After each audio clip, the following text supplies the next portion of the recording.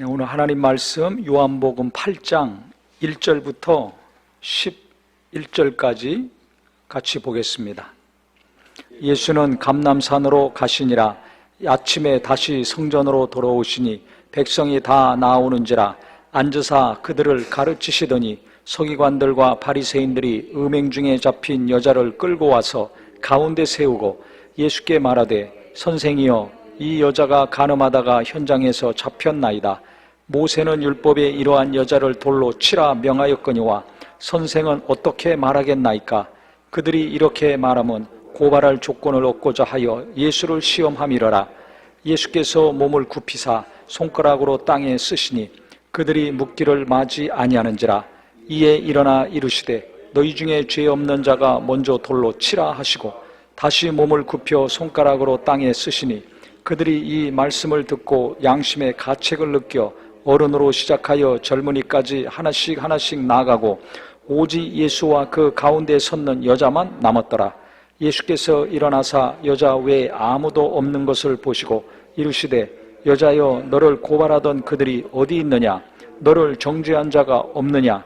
대답하되 주여 없나이다. 예수께서 이르시되 나도 너를 정죄하지 아니하노니 가서 다시는 죄를 범하지 말라 하시니라. 아멘. 오늘 본문의 말씀은 우리가 잘 아는 말씀이죠.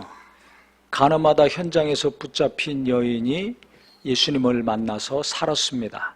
모세 율법에는 돌로 쳐 죽여야 됩니다. 안식일을 범하면 그 자리에서 돌로 던져서 죽이고 간음했으면 그 자리에서 또 쳐 죽이라는 것입니다. 그러니까 예수를 반대하던 자들이 그 자리에서 돌로 던져 죽여도 됩니다. 그게 법이니까. 근데 안 죽이고 예수님께 데리고 왔습니다. 예수께 데리고 와가지고 어떻게 하나 보는 거죠. 죽이라 그러면 아니 죄에서 우리를 구원할 구세주임이라고 하면서 어떻게 죽이라고 하느냐. 살려라 그러면 아니 모세 율법에는 죽여야 되는데 어떻게 살리라고 하느냐. 죽이라고 그래도 문제고 살리라고 그래도 문제입니다. 그러니까 이것을 노리고 예수를 반대하는 자들이 데리고 왔습니다. 근데 죽여라, 살려라. 둘 중에 하나가 예수님 입에서 나올 줄 알았는데 전혀 의외의 말이 나왔습니다. 땅바닥에다 뭐라고 쓰셨어요. 그리고 너희 중에 죄 없는 자가 돌로 쳐라. 그 여자가 중한 죄를 졌기 때문에 그 여자에 대해서 뭔가를 언급하실 줄 알았는데 도리어 돌 들고 죽여야 된다고 흥분해서 씩씩거리는 사람들을 향해서 예수님은 말씀하셨습니다. 지금 내가 누구 때문에 어떤 일 때문에 분노가 일어나고 미움이 일어나고 막 씩씩 화가 솟아오를 때가 있습니다. 그 사람이 문제지만 잘못하고 범죄한 그 사람도 문제지만 주님께서는 그 사람 알아서 하실 것이고 지금 씩씩거리는 나, 흥분한 나, 펄펄 뛰고 있는 나에 대해서 먼저 말씀하신다는 걸 잘 알아야 됩니다. 우리가 작은 것에도 막 펄펄 뛸 때 있습니다. 큰 일이면 그게 며칠, 몇 달, 몇 년 가기도 합니다. 펄펄 뛰는 나, 돌 들고 씩씩거렸는데 요즘은 뭘 들고 씩씩거립니까? 시대에 따라서 사람에 따라 다르죠. 누군가를 죽이겠다고 막 씩씩거리고 흥분할 때 있어요. 그 사람들 향해서 땅바닥에다 뭐라고 쓰시고 죄 없는 자가 돌로 쳐라. 그랬더니 가만히 보니까 나도 죄인이거든. 뭐라고 쓰셨는지는 성경에 나와 있지 않습니다. 다 죄인이란 말이에요. 그러니까 죽이려고 씩씩거리고 흥분했던 사람들이 흥분이 가라앉았습니다. 도리어 찔림을 받았습니다. 찔림을 받더니 다 하나둘씩 내려놓고 그냥 다 떠나갔습니다. 아무도 없어요. 여자와 예수님 둘밖에 없습니다. 그러더니 뭐라 그랬습니까? 나도 너를 정죄하지 아니하노니 다시는 가서 죄짓지 마라. 예수님도 그 여자한테 너 왜 그 짓 했냐? 뭐라고 하지 않았습니다. 정죄하지 않았습니다. 우리가 잘 아는 말씀인데요. 오늘 이 말씀을 묵상하면서 야, 이게 가능할까? 내 주변에서 누군가가 간음했어요. 이 교인 중에 누군가가 간음했어요. 그걸 내가 보았습니다. 현장에서 목격을 했습니다. 그러면 그 사람에 대해서 내가 지는 예수님처럼 정죄하지 않겠습니까? 아니면 아이고 어떻게 저런 일을 할 수 있는가? 세상에 예수 믿는 자가 어떻게 저런 일을 할 수 있는가 하고 충격받아서 흥분하고 막 펄펄 뛰겠습니까? 이게 쉬운 일이 아닙니다. 내 아내가 간음하고 내가 그걸 알았어요. 내 남편이 간음한 거 그걸 내가 알았어요. 정죄하지 않고 이와 같이 예수님같이 할 수 있겠습니까? 이 여자를 죽이려고 돌 들고 씩씩거린 것처럼 대부분 그럴 것입니다. 그러니까 우리가 용서하는 거, 정죄하지 않는 거 너무 많이 들어서 나는 용서 안 해. 대부분 나는 용서해. 대부분 용서하고 특별한 경우만 용서 안 해. 다른 사람, 나하고 관계없는 사람이 간음하면 용서할 수 있어요. 하지만 내 가족들이 간음했을 때, 내 배우자가 간음했을 때 이러면 사정이 달라지죠. 다른 사람들에 대해서는 관대해도 내 가족들에 대해서는 더 엄격하고 마음이 좁아질 수가 있습니다. 어떤 경우는 마음이 꽉 닫힐 때도 있습니다. 다른 사람은 되지만 당신은 안 돼. 너는 안 돼. 우리 식구들은 안 돼. 이런 것들이 얼마나 많습니까? 특히 예수 잘 믿는 사람, 열심히 신앙생활 하는 사람일수록 이게 더 심합니다. 굉장히 심합니다. 우리 집안이 예수 믿는데 어떻게 그런 말을 해? 어떻게 이런 옷을 입어? 어떻게 이렇게 해서 행동할 수 있어? 이게 굉장히 강하거든요. 그건 뭘 의미합니까? 그만큼 정죄하는 거예요. 옷도 조금만 내가 생각한 기준에서 벗어나면 그거 꼴을 못 봅니다. 그건 뭐예요? 내 안에 정죄하는 게 있는 거예요. 기준이 있어요. 한국 사람들 옷 입는 거 굉장히 신경 씁니다. 중요하게 생각합니다. 내가 그렇게 생각하니까 나는 항상 단정하게, 정숙하게, 거룩하게 입죠. 내가 그렇게 입는 만큼 다른 사람도 그렇게 입어야 된다는 생각이 강합니다. 그러니까 교인들도 무언가 내 기준에서 조금만 벗어나면 옷을 왜 저렇게 입어? 벌써 딱 이런 생각을 하죠. 내 가족들이 그러면 그것은 입으로 나오고 행동으로 나옵니다. 옷만 조금 내 기준에 안 맞아도 그런데 다른 것은 말할 수도 없죠. 그러니까 예수님이 나도 너를 정죄하지 않는다. 이게 보통 어려운 게 아닙니다. 우리는 내가 생각하고 있는 거 옳고 맞다고 생각하는 것들이 많습니다. 그것을 내 가족들에게 강요합니다. 예수 믿으면 이렇게 해야 된다는 것들이 있습니다.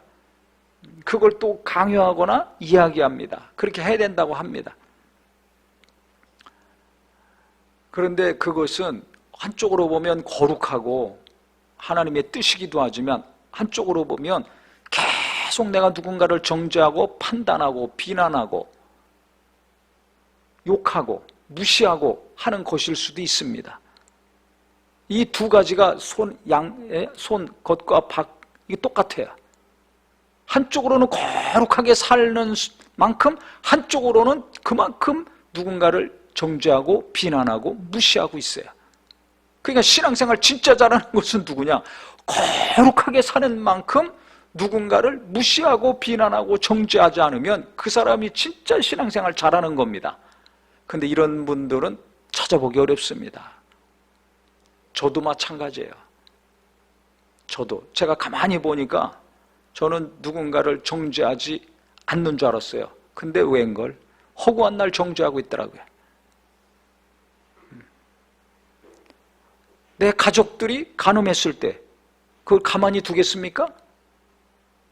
정죄 안 할까요? 돌 들고 죽이려고 흥분한 사람처럼 씩씩거리고 흥분하고 큰 소리 치지 않겠습니까? 누구보다 제가 흥분할 것 같아요. 누구보다 큰 소리 칠 것 같아요. 누구보다 큰 돌덩이 들고 막 잡으려고 할 것 같아요. 그래서 제가 이 말씀을 묵상하면서 아직도 멀었다. 매일 설교하는 목사지만은 아직도 멀었다. 뭐가 멀은 거예요? 예수님의 마음하고는 아직도 멀었다. 예수님이 생각하는 것, 예수님이 심어주시는 것과는, 추구하시는 것과는 아직도 멀었다. 예수를 우리가 잘 알고 있는 것 같지만, 오래 믿었지만 무슨 일이 벌어졌을 때는 돌 들고 죽이려고 씩씩거릴 때가 훨씬 많습니다. 나는 너를 정죄하지 않아. 나는 너를 용서해. 어떻게 다 그렇게 됐냐? 내가 이해한다. 다시는 그 짓 하지 말아라. 이 말이 이 여인을 살린 거 아닙니까? 이 여인을 구원하는 거 아닙니까? 위로받고 치료받고 다시는 이 더러운 짓을 안 하게 끊게 하는 힘입니다. 근데 정죄하면 상처받고, 현장에서 붙잡힌 것 때문에 상처받는데 수많은 사람들이 정죄하는 것 때문에 더 상처받고, 그러면 어떻게 돼요? 극단적인 선택을 하든지 삶을 포기하든지, 아니면 아유, 나는 이미 더러워진 여자야. 나는 이 사람들이 날 다 더럽게 봐. 인정 안 해. 난 정상적으로 살 가능성이 없어. 소망을 잃고 절망 가운데 계속 더럽게 살다가 비참하게 삶을 마감할 수도 있습니다. 새로운 삶을 주려면 어떻게 해야 됩니까? 정죄하는 사람보다 정죄 안 하는 사람, 돌 던지는 사람보다 이해하고 위로하는 사람들이 많을 때 그 사람이 그 집에서 살아날 수 있고, 그 교회에서 새로운 삶을 살 수 있고, 이 땅에서도, 이 세상에서도 인생 다시 제대로 살 수 있는 사람이 되는 겁니다. 그러면 누구보다 욕하지 않고 비난하지 않고 돌 던지지 말아야 될 사람이 누굽니까? 예수 믿는 사람인데, 어떻게 보면 예수 믿는 사람이 더 이해를 못해. 어떤 경우는 이해를 아예 안 해. 그리고 무조건 돌을 던집니다. 세상 사람들보다 더 큰 돌을 던지고 더 자주 던져요. 이러면 큰 문제가 아닌가. 예수님의 정신을 잃어버린 그리스도인이 아닌가. 바리새화 이미 돼 있는 굳어진 그리스도인이 아닌가. 여기에 무슨 성령의 역사가 있겠습니까? 아무리 예배하고 기도하고 말씀 보고 듣고 읽고 가르치고 배운다 한들 여기에 무슨 예수의 역사가 있어요? 이미 예수님이 떠난 사람인데, 말로만 주여 주여 하지 이미 주님의 마음이 없잖아요. 주님의 생각이 없어요. 주님의 눈이 없어요. 그래서 우리가 뻔히 하는 말씀 그냥 넘어가지 말고 좀 더 깊이 깨닫고 은혜 받고 내가 이 말씀 앞에 나를 비춰보는 은혜가 있었으면 좋겠습니다. 이와 같은 작업들이 내게 이루어지지 않으면, 우리에게 이루어지지 않으면 앞으로 우리 자녀들 예수 믿기 어렵고 교회가 빛을 계속 잃어갑니다. 빛을 발해야 되는데 빛을 잃어가요. 왜? 숫자가 없어서? 건물이 없어서? 아니요. 헌금이 없어서? 아닙니다. 계속 돌 던져가지고 돌에 맞아서 신음하고 탄식하는 자들을 구원해야 될 곳이 교회 아닙니까? 이 일을 하는 사람이 성령 받고 예수 믿는 사람 아닙니까? 예수님이 지금 하신 거, 이것을 내 집에서, 내 직장에서, 일터에서, 교회에서 죄 때문에 신음하고 돌 맞아서 가슴 아파하고 얼굴 들고 다니지 못하는 사람들, 삶을 나누지 못하는 사람들, 우리가 찾아가서 나는 당신을 정죄하지 않습니다. 이해합니다. 따뜻한 말 해주고 위로해주고 손 내밀어줘야 그 사람이 내 손 붙들고 우리 손 붙들고 하루라도 한 걸음이라도 살 수 있는 거 아닙니까? 근데 나도 계속 내 속에서 던져. 입으로 계속 돌 던져. 행동으로도 그렇게. 그러면 이게 교회가 될 수가 없어요. 진정한 그리스도인이 될 수가 없습니다. 그래서 내가 거룩하다는 미명하에, 믿음으로 살아야 된다는 그 미명하에 누군가를 죽이고 있다면 내가 먼저 빨리 깨달아야 됩니다. 그 사람 보고 회개하라고, 정신 차리라고, 똑바로 살아라고 하기 이전에 내가 깨닫고 정신 차리고 내가 똑바로 예수 제대로 알려고 해야 될 것입니다. 이 은혜가 깊이 임하기를 예수 이름으로 축원합니다. 왜 그렇습니까? 누군가를 살려야 되기 때문에 그렇습니다. 내가 신앙생활 잘한다고 생각하면서 나는 누군가를 계속 죽이고 있다면 안 되지 않습니까? 내가 좀 신앙생활 못한다 할지라도 그 사람을 이해하고 손 내밀어주고 함께하고 따뜻한 말 한마디라도 해주고 따뜻한 차라도 밥이라도 한 끼 사주면서 고통을 나누고 슬픔을 나누고 애통함을 나눌 때 그 사람이 위로받고 사는 자가 되는 겁니다. 상한 갈 때가 하나님 꺾지 않는다고 그랬어요. 꺼져가는 등불 끄지 아니하신다 그랬어요. 그 일을 우리가 해야 되지 않습니까? 교회가 해야 되지 않습니까? 그게 뭡니까? 죄 때문에, 자기 연약함 때문에 무너지고 창피하고 부끄럽고 수치심과 좌절과 절망과 어둠 가운데서 신음하고 탄식하며 사는 사람들에게 우리가 다가가는 겁니다. 근데 나는 멀쩡한 사람, 멋있는 사람, 이런 사람하고만 함께 하려고 하잖아요. 그러니까 생각을 좀 바꾸셨으면 좋겠어요. 신음하는 사람이 누군가? 탄식하는 사람이 누군가? 죄 때문에 절망 가운데 사는 사람이 누군가? 자기 연약함 때문에 나가기 싫은 사람, 집 안에 처박혀 있어서 고통 가운데 사는 사람이 누군가? 그들을 위해서 우리가 기도하고 그들에게 어떻게 다가가야 될 것인가? 어떤 방식으로 손을 내밀어야 될 것인가? 어떤 말을 하고 어떤 글을 보내야 될 것인가? 어떻게 한 영혼이라도 빛 가운데로 인도할 것인가? 절망에서 소망으로, 시름과 탄식에서 예배의 자리로 인도할 것인가? 이 거룩한 고민이 있으면 좋겠습니다. 그래서 우리 성도님들 이 시간에는 기도하는 분들이니까 나를 위해서 또 이 땅에서 하나님이 도우셔야 될 것을 위해서도 기도하지만 오늘 말씀대로 주님, 내가 누군가를 향해서 날마다 씩씩거리고 돌 던지려고 한다면, 이미 맨날 던지고 있다면 내가 죽일 놈이었습니다. 주님은 나를 살려주셨는데 나는 계속 내 자식을 죽이고 있고 내 남편을 죽이고 있고 내 아내를 죽이고 있고 내가 내 이웃들을 죽이고 있었습니다. 불쌍히 여겨주시옵소서. 교회 다니면서도 왜 옷을 저렇게 입어? 왜 머리는 저렇게, 말을 저렇게 하면 안 되지? 왜 저 사람은 이때 혼자 왔다 갔다 해? 같이 봉사하고 좀 일 좀 해야지. 보면 보는 것마다, 하면 하는 것마다 항상 누군가를 보면서 비난하고 정죄하고 있지 않습니까? 돌 던지고 있는 거예요. 그 주님이 나를 어떻게 보시겠습니까? 신문을 볼 때마다, 뉴스를 볼 때마다 얼마나 돌을 많이 던지고 있습니까? 하루에도 몇십 개씩 던지고 있지 않습니까? 얼마나 불쌍한 사람입니까?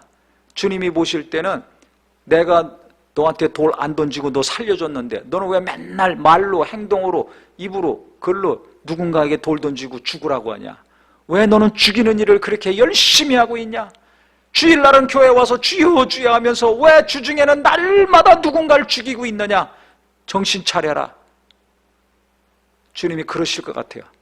저한테 그러시고 그런 사람 많은 성도들한테 주님이 그렇게 말씀하실 거라 여겨집니다. 그래서 우리가 누군가한테 내가 돌 던지고 있다면 빨리 깨닫고 돌덩이 내려놓고 당신 정죄하지 않습니다. 기도합시다. 내가 기도하고 있습니다.